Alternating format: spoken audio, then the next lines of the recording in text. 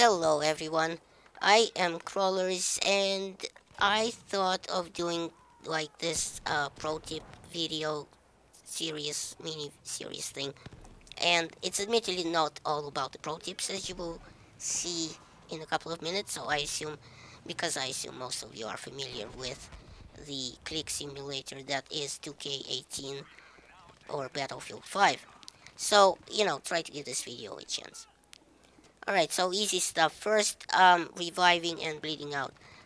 We all know we can, hold pressure on the wound with the left mouse button, so we can prolong the torture that is waiting for a medic that is between 5 and a billion meters from you at the same time.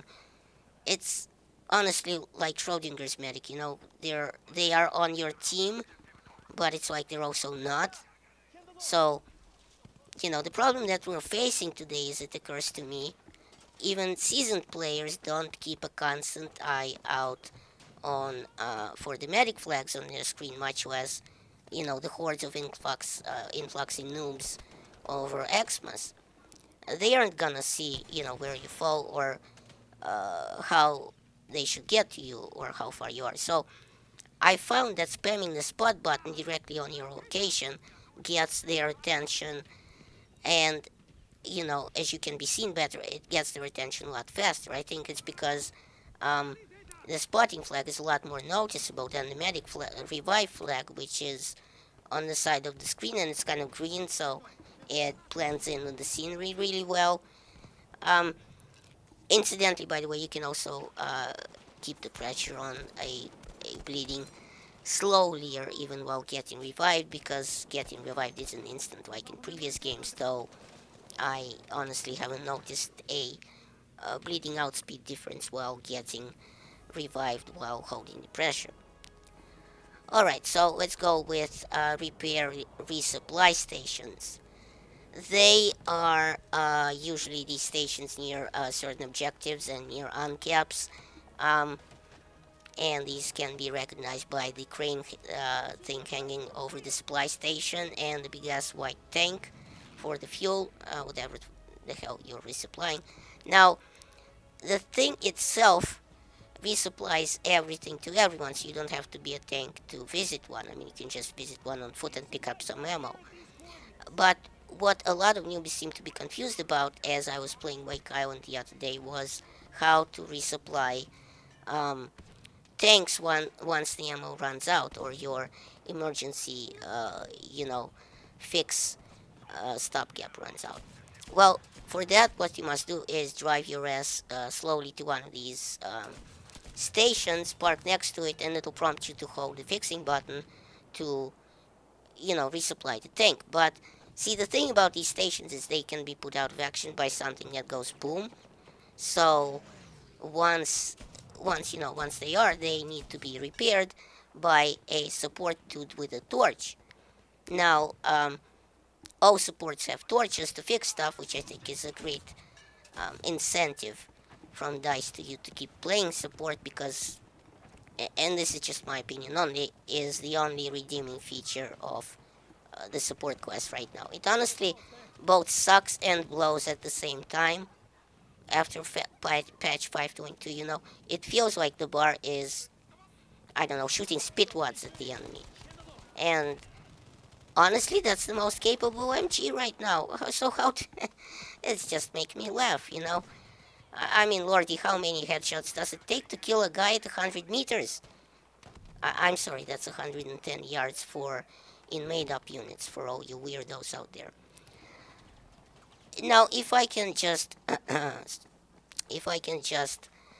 come back to reviving for one sec, one might think, oh my god, I've been killed in Battlefield 5, time to commit seppuku or sudoku and respawn, right? Well, that's where you'd be wrong.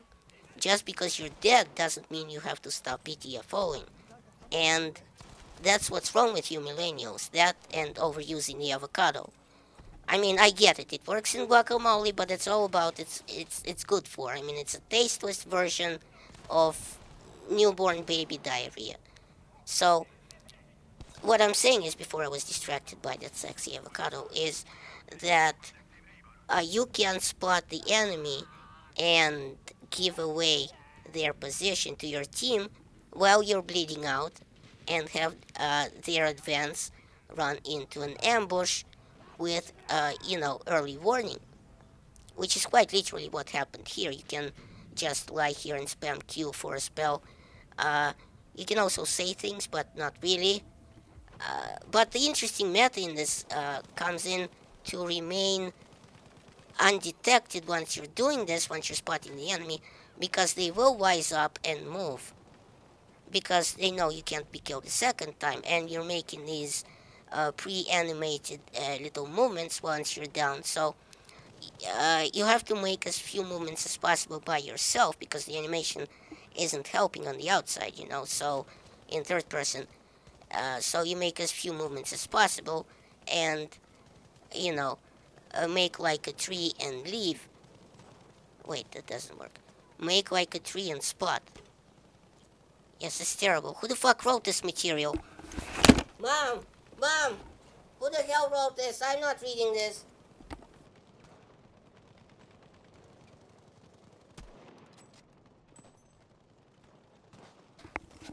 Alright, so, we've compromised that I will do as I'm told and I will not get kicked in the balls. So, the other thing about the spotting is the obvious flare guns that reconns have, just like in BF1. Except these flare guns are interesting in that the higher above ground it is, the bigger the area that it will illuminate or spot. So, having said that, that means the circle of the flare spotting under it has to be kind of thought out in advance before firing to place it where it works better for the team. For example, on a small game mode like Conquest Rush, squad contest, whatever the hell they call Conquest mode in this game, or Breakthrough, where you have the enemy concentrating its push in one or two main spots at a time because they don't have enough numbers, you can really do some damage with the flare to their team. I'd even argue that as a defensive tool, it's a lot deadlier because the defensive front line doesn't usually get pushed that fast. So if you time it right and light up the enemy's advance with a flare, man, you're gonna see the scoreboard light up like a Christmas tree, and half the enemy team will be caught with their pants down, just like the rest of us on Christmas. Now, defensive flares, as I said, are super important in my opinion, because, like I said, a well-timed flare will light the entire enemy team up, and they'll be cut to pieces and lose their push and, momentum and half their tickets. It might not win you the entire defensive game, but, it will severely ruin the enemy's day. And remember, while you can fire these flares indoors, it won't do you a whole lot of good because, let's say you're on Operation Underground here. It's a mess from any side you slice it, obviously, but if you're inside and there's 100 enemies that are pushing you and you need to spot, what do? Well, you go outside and launch a flare over the rooftop, of course. See, it doesn't matter if the enemy is inside the building as long as the flare is over them. They'll be spotted. And, by the way, I've been seeing a lot of people asking a bunch about the perma-spotting warning that comes out on your minimap. Your spotted flag, the one I mean. Well, corpses can spot too, like I said, and so can sniper scopes, and you can be spotted by support players if they suppress you. So, in my opinion, this is just me, obviously, DICE messed up. Spotting is extremely OP right now. Which brings me to my next point. Enemy flares. You must destroy these buggers as soon as you see them. And basically, any weapon that goes boom boom will do. So, it's pretty easy too, since, flares have a huge hitbox. And of course, you will be able to um, tell which player to shoot, because the enemy flares will be red and yours will be blue.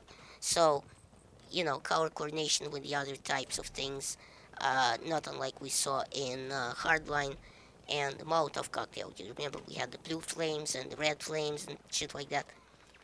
Well, in BF5, there's another color thing that comes in. Same color coordination works with things like the artillery. Like, I picked the wrong day to quit sniffing glue. So same goes for artillery barrage. For example, it will show a blue or red colored smoke if you're close enough to the kill radius. Again, if you're not sure if this boom that happened just over your head is a friendly one, or if you should run very, very quickly, is look at the color of the smoke. You know what they say. If it's blue, play it cool. If it's red, run like yak. And on a related note, use smoke, kids. Come on, it's a simple thing in the game. So it's use it. It's not exactly the sexiest weapon there is, but you can certainly use it strategy to advance your advantage or some such. I don't know. I was stoned when I wrote this, so right now it sounds like a cat giving birth to a litter of 9, except her vagina is hanging over a wood chipper. So it doesn't really sound that good.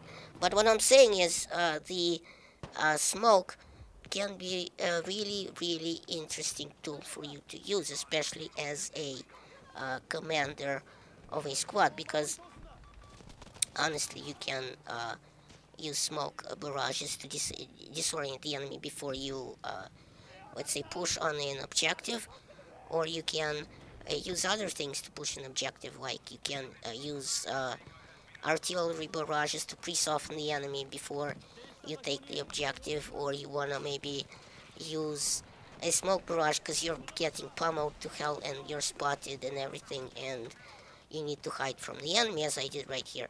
And sometimes, honestly, you just have to be selfish about it. I'll be honest with you, and you can drop when you run out of med packs and you're gonna get dead in a second. You just have to drop a supply kit directly on your head, like I did right here. And the point of that is just to survive long enough to get to the next point, so next day and the next day, and push the enemy, push their shit in, basically. Have you ever had your shit pushed in? Well, it's not fun. So thanks for watching. Remember, Soviet Russia, YouTube, something something. I am going back to drinking. Bye.